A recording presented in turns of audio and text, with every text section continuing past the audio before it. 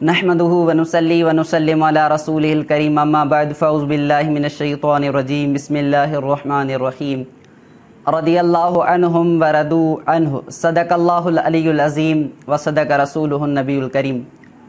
मुझे अॼु जे बयान जो मौज़ू आहे सय्यदना अमीर मुआविया रदियल्लाहु ताला अन्हु जे बारे में अहले सुन्नत जो कहिड़ो अक़ीदो आहे। सभ खां अवल अल्लाह तबारक व तआला क़ुरान करीम में फरमायो रदियल्लाहु अन्हुम व रदू अन्हु उलाइका अस्हाबुल जन्नह हुम फ़ीहा ख़ालिदून। अल्लाह तबारक व तआला फरमायो हुज़ूर अकरम सल्लल्लाहु अलैहि वसल्लम जा जेके सहाबीन मां अल्लाह इन्हनि खां राज़ी आहियां ऐं सहाबा मूंखां राज़ी आहिनि ऐं अल्लाह फरमाई जन्नत में ऐं हमेशह जन्नत में ई हूंदा। त असांजो जेको सय्यदना अमीर मुआविया जे बारे में अहले सुन्नत जमात जो अक़ीदो आहे, सभ खां अवल इमाम बुखारी रहमतुल्लाह अलैहि, ही बुखारी शरीफ़ मुंहिंजे हथ में आहे। इमाम बुखारी रहमतुल्लाह अलैहि बाब ज़िक्र मुआवियत बुखारी शरीफ़ में लिखियो आहे। पाण रवायत लिखनि था त क़ाल अवतर मुआवियत बअदल इशाए बिरकातैन व इंदहु मौला लिइब्न अब्बासिन फ़ाता इब्न अब्बासिन फ़क़ाल दअहु फ़इन्नहु क़द सहिब रसूलुल्लाह सल्लल्लाहु अलैहि वसल्लम। इमाम बुखारी रहमतुल्लाह अलैहि फरमाइनि था इब्न अब्बास जो ग़ुलाम इब्न अब्बास ॾे आयो ऐं चयईं सय्यदना अमीर मुआविया रदियल्लाहु ताला अन्हु हिक रकात वितर जी पढ़नि था। त हज़रत सय्यदना इब्न अब्बास रदियल्लाहु ताला अन्हु फरमायो फ़क़ाल दअहु फ़इन्नहु क़द सहिब रसूलुल्लाह सल्लल्लाहु अलैहि वसल्लम। हज़रत इब्न अब्बास फरमायो त अमीर मुआविया जे बारे में कुझु न चओ, अमीर मुआविया खे छॾे ॾे। अमीर मुआविया पाण मुजतहिद आहे, पाण फ़क़ीह आहे ऐं सय्यदना अमीर मुआविया खे हुज़ूर अकरम सल्लल्लाहु अलैहि वसल्लम जी सोहबत मिली आहे। ही इब्न अब्बास रदियल्लाहु ताला अन्हु आहिनि जेके सय्यदना अमीर मुआविया जो दिफ़ा था कनि, अमीर मुआविया खे घटि वधि नथा ॻाल्हाइनि। अॼुकल्ह जा मुस्लमान केरु थींदा आहिनि जो सय्यदना अमीर मुआविया खे ॻाल्हाइनि। ही बुखारी शरीफ़ आहे। इमाम बुखारी रहमतुल्लाह अलैहि जेको तमामु वॾो पुराणो बुज़ुर्ग आहे, हीअ अहले सुन्नत जमात जो अक़ीदो बुखारी शरीफ़ में मौजूदु आहे। हीअ आहे जामिउ तिरमिज़ी, इमाम तिरमिज़ी, हिन जे अंदरि बि सय्यदना अमीर मुआविया रदियल्लाहु ताला अन्हु मनाक़िब मुआविया बिन अबी सुफ़ियान रदियल्लाहु ताला अन्हु, पाण हिन में हुज़ूर अकरम सल्लल्लाहु अलैहि वसल्लम जी हदीस बयान फरमाइनि था क़ाल लि मुआवियत अल्लाहुम्मा जअलहु हादियन महदियन वहद बिही। जामिउ तिरमिज़ी जे अंदरि हीअ हदीस मौजूदु आहे। हुज़ूर अकरम सल्लल्लाहु अलैहि वसल्लम सय्यदना अमीर मुआविया खे दुआ ॾिनी, या अल्लाह अमीर मुआविया खे हादी बणा ऐं महदी बणा, अमीर मुआविया खे हिदायत वारो बणा ऐं अमीर मुआविया जे ज़रिए माण्हुनि खे हिदायत अता फरमा। हीअ तिरमिज़ी शरीफ़ जेके सियाह सिता जे किताबनि मां ही किताब आहिनि, इन जे अंदरि सय्यदना अमीर मुआविया जा फ़ज़ाइल मौजूदु आहिनि।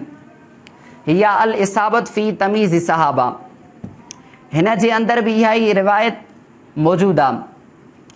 हज़रत इब्न अब्बास रदियल्लाहु ताला अन्हु वारी, इब्न अब्बास जो ग़ुलाम आयो, इब्न अब्बास खे चई साईं अमीर मुआविया हिक रकात वितर जी पढ़े थो। पाण फरमायूं फ़क़ाल इन्नहु फ़क़ीहुन व फ़ी रवायतिन अन्नहु क़द सहिब रसूलुल्लाह सल्लल्लाहु अलैहि वसल्लम। फरमाइनि था त हू पाण फ़क़ीह आहे अमीर मुआविया ऐं हुज़ूर जो सहाबी आहे, हुज़ूर जी सोहबत वारो आहे।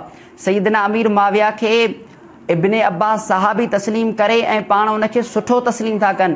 पर अॼुकल्ह जा जेके पाण खे सुन्नी सॾाइण वारा सय्यदना अमीर मुआविया ते माज़अल्लाह तान था कनि, अमीर मुआविया ते तबसरा था कनि, पाण खे सुन्नी सॾाइण वारा, आशिक़े रसूल सॾाइण वारा, ही अहले सुन्नत जमात जो अक़ीदो आहे। ऐं सय्यदना दाता अली हजवेरी रहमतुल्लाह अलैहि जो इहो अक़ीदो।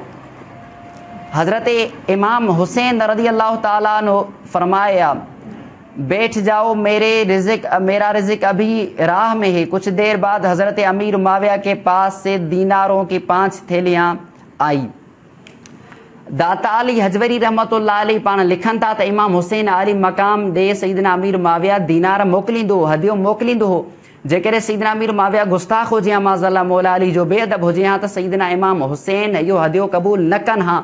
इमाम हुसैन आली मक़ाम उहो शख़्स आहे जंहिं करबला जे मैदान जे में यज़ीद जी बैयत न कई, यज़ीद सां जंग कई। जेकॾहिं अमीर मुआविया ग़लति हुजे हा त इमाम हुसैन जंग करे हा, पर इमाम हुसैन जी नज़र में बि सय्यदना अमीर मुआविया सुठो माण्हू हो, बहितर हुयो। ऐं इमाम हसनी मुजतबा जी नज़र में बि सय्यदना अमीर मुआविया सुठा हुया। ही फतावा रज़वी आहे जेको अहले सुन्नत जो इमाम अहमद रज़ा फ़ाज़िली बिरेलवी रहमतुल्लाह अलैहि, जंहिंखे हर सुन्नी आशिक़े रसूल तस्लीम कंदो आहे, फरमाइनि था जो हज़रत मुआविया पर तान करे वो जहन्नम के कुत्तों में से एक कुत्ता है। ऐं पाण अल्लामा शिहाबुद्दीन ख़फ़ाजी नसीमुर रियाज़ शरह शिफ़ा जे अंदरि इहा जेका अल्फाज़ आहिनि पाण उहे लिखनि था वमई यकून युतिनु फी मुआवियत फज़ालिका क़ल्बु मिन किलाबिल हाविया।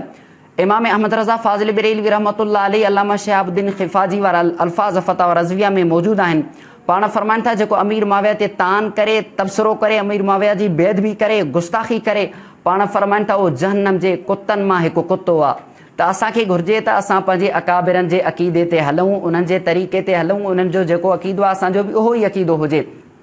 ऐं हुज़ूर अकरम सल्लल्लाहु अलैहि वसल्लम जे सहाबा जे बारे में जेके बि मुशाजरा थिया, जेके इख़्तिलाफ़ थिया, उहे अल्लाह तबारक व तआला उन्हनि खां दर्स गुज़र कंदो। असां केरु थींदा आहियूं जो मदीने जे मीर सल्लल्लाहु अलैहि वसल्लम जे सहाबा ते तबसिरा कयूं, उन ते लानतान कयूं।